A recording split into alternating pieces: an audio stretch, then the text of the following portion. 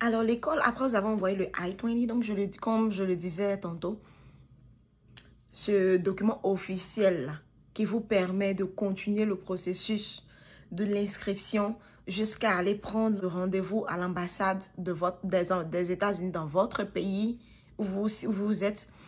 Le I-20, lorsqu'il vient, il est accompagné de d'autres documents qui vous seront envoyés par l'école, que vous allez remplir, qui sont appelés le CV. C'est des documents qui sont de façon générale en rapport avec le gouvernement américain. Vous allez remplir, il y aura des frais à payer. Généralement, le CV ne coûte pas vraiment cher. Il est autour de $200. Bon, cela peut varier en CFA en fonction de combien le dollar est, mais le service généralement est $200 que vous payez à l'État américain sous un compte bancaire qu'ils vont vous donner, que vous allez payer via carte Visa. Avant que le I-20 ne vous soit envoyé en tant qu'étudiant qui avait postulé, avant qu'il ne vous soit envoyé, ils vont vous demander de payer une préinscription. Généralement, cette préinscription, dans certains cas, selon les témoignages que j'ai entendus, puis les quelques personnes que je connais, il y en a qui ont payé $90, il y en a qui ont payé $160, il y en a qui ont payé $57. Généralement, c'est le prix du DHL. C'est pas vraiment une somme. La main dans la scolarité est chère, la préinscription n'a rien à voir avec la scolarité. C'est vraiment quelque chose de vraiment moins cher. Généralement, c'est ce qu'ils prennent pour payer le DHL pour faire partie votre document au pays. Puisque c'est DHL qui vous remet. C'est pourquoi quand vous remplissez dans l'école, il faut mettre une adresse qu'on peut retrouver. Par exemple, si vous êtes un pays en Afrique, on ne peut pas retrouver. Trouvez une adresse de quelqu'un qu'on peut retrouver. Ou bien dites-leur que vous allez partir récupérer vous-même à l'agence DHL que vous connaissez, par exemple. Parce qu'il sera difficile si vous êtes, par exemple, dans un quartier de Yopougon, où il n'y a pas d'adresse, ils ne vont pas aller s'asseoir à Carrefour, à Nanéré pour vous attendre, ou bien à la Sorbonne pour vous attendre, mais il faut donner une adresse physique bien enregistrée où le DHL peut vous trouver pour que vous puissiez avoir votre document. En plus de cela, les documents vous seront envoyés par email. Certains autres documents que vous devez remplir pour des informations additionnelles, tout cela vous sera envoyé par email.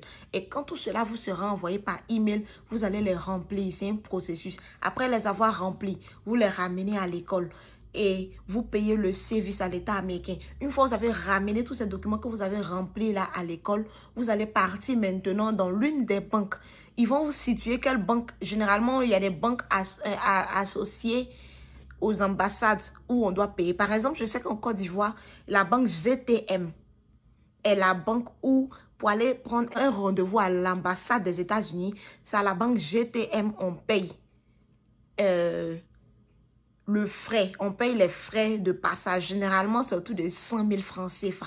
Ça tourne autour de 100 000 francs, 97 000, 98 000, ça varie. Je sais que certains ont payé 97, certains ont payé 102 000, mais ça varie entre cette marge-là en tout cas. Et si vous êtes d'un autre pays francophone ou bien d'un autre pays, en fonction des informations que vous avez, selon comment est-ce que l'ambassade fonctionne dans ces pays-là, vous saurez dans quelle banque il faut aller payer pour prendre le rendez-vous de l'interview. Et comme ça, vous allez aller prendre le rendez-vous de l'interview et y aller. Pendant ce temps, tout est déjà calé au niveau d'ici. Eux, ils ont mis toute votre inscription en stand-by. Ils attendent maintenant de voir si vous allez avoir le visa à votre interview ou pas. Mais en ce moment, eux, ils ont déjà accepté. Ils sont déjà là, ce n'est plus à leur niveau. Et généralement, ici aux États-Unis, il y a 3 rentrées. Mais les vraies grandes rentrées sont 2. Il y a la rentrée qui commence de septembre, août-septembre, à décembre, qu'ils appellent le fall. Il y a l'autre rentrée qui commence de janvier à mai, début mai, qu'ils appellent le spring. Et puis, il y a une rentrée de summer, genre en juin, pendant les vacances, là, qui commence en mai, qui finit en fin mai, début juin, qui finit là-bas, qui n'est pas obligatoire. Pour un étudiant international qui est ici, ce n'est pas obligatoire. Donc, il y a le fall et puis il y a le spring, de août à décembre, de janvier à mai. Donc, quand vous vous inscrivez, moi, je vous conseille de vous inscrire pour la rentrée de janvier à mai. Comme ça, une fois que vous avez pu finir ce semestre-là, vous tombez dans les vacances. Et c'est une longue période pour vous de pouvoir vous imprégner du pays, d'apprendre par exemple à conduire, d'apprendre par exemple à connaître d'autres personnes, à mieux connaître le pays. Surtout que si vous êtes francophone, la barrière linguistique sera vraiment un problème. Donc, ça ne sera pas vraiment une bonne idée, comme je le dirais, de venir de août à décembre et de décembre, tu es obligé de t'inscrire encore de janvier à mai. Par exemple, 10 mois collés comme ça en train d'aller à l'école, ce sera vraiment étouffant pour vous. Donc, c'est toujours bien de s'inscrire pour la rentrée du spring, de janvier à mai. Comme ça, une fois que vous finissez ce semestre, vous avez le temps de souffler.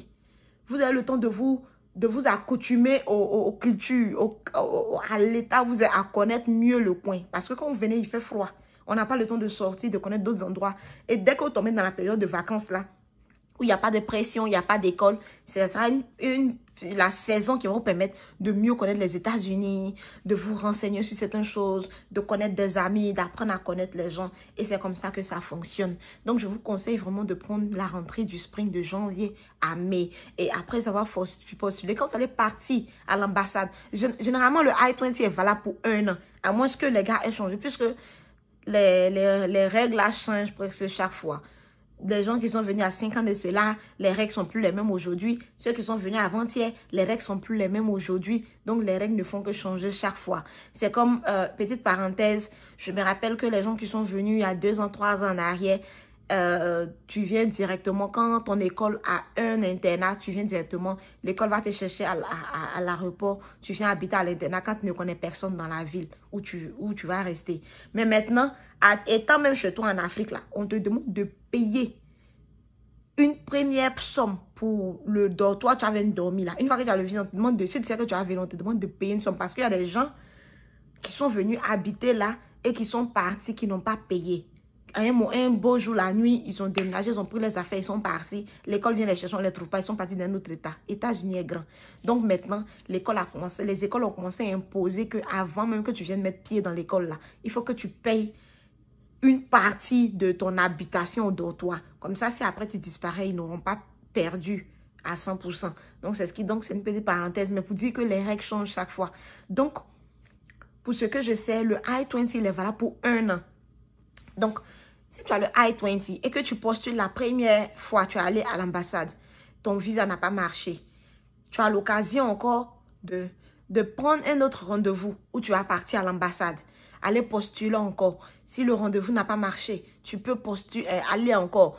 Tu as toute une année entière pour postuler et repartir à l'ambassade pour faire, pour aller faire ton interview.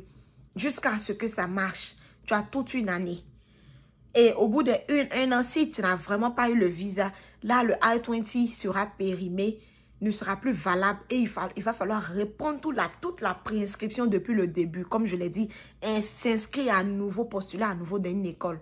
Mais vous avez tout le cours d'1 an pour partir interview à l'interview jusqu'à ce que le visa marche.